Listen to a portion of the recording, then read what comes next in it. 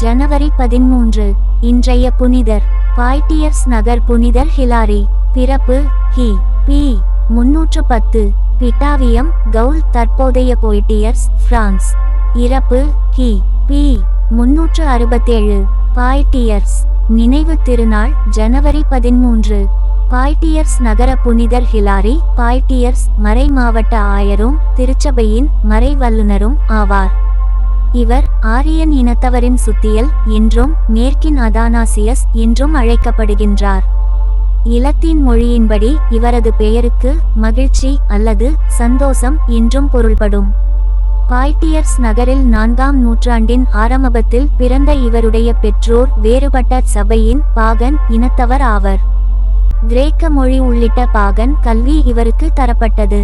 பின்னர் இவர் கற்ற பழைய மற்றும் புதிய ஏற்பாடுகளை பற்றிய கல்வி இவர் கொண்டிருந்த 3ஆம் நூற்றாண்டில் பிலாண்டினஸ் பின்பற்றுபவர்கள் உருவாக்கிய ஒரு தத்துவ மற்றும் சமய அமைப்பு கிறிஸ்தவத்திற்காக கைவிட நேர்ந்தது. பின்னர் அவர் தமது மனைவி மற்றும் பாரம்பரியப்படி புனித அப்ரா எனும் தமது மகளுடன் திருமுழுக்கு பெற்று திருச்சபையில் இணைந்தார். அக்காலத்தில் கி பி சுமார் 350ஆம் ஆண்டு அல்லது 353ஆம் ஆண்டு பாய்டியர்ஸ் நகர மக்கள் ஹிலாரியை மிகவும் மதித்தனர். அவர்கள் அவரை தமது ஆயராக மறைமுகமாக தேர்ந்து கொண்டனர். அக்காலத்தில் மேற்கத்திய திருச்சபையை ஆரியனிசம் கைப்பற்றும் அச்சுறுத்தல் இருந்தது. இந்த இடையூறுகளை தடுக்க ஹிலாரி நடவடிக்கை மேற்கொண்டாள்.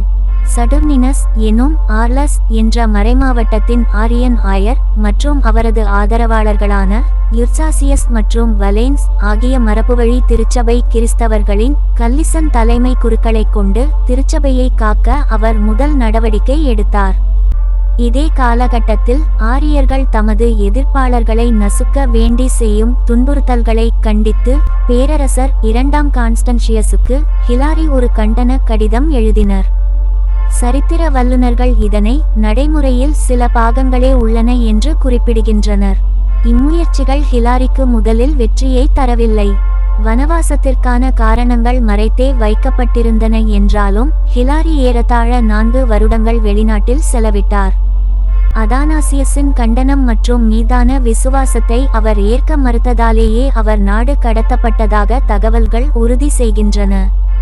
4 வருட வெளிநாட்டு வாசத்தின் பின்னர் 361ஆம் ஆண்டு சொந்த மறைமாவட்டம் திரும்பிய ஹிலாரி முதல் 2 அல்லது 3 வருடங்களின் பெரும்பகுதியை உள்ளூர் மத குருமார்களை சமாதானப்படுத்துவதில் செலவிட்டார்.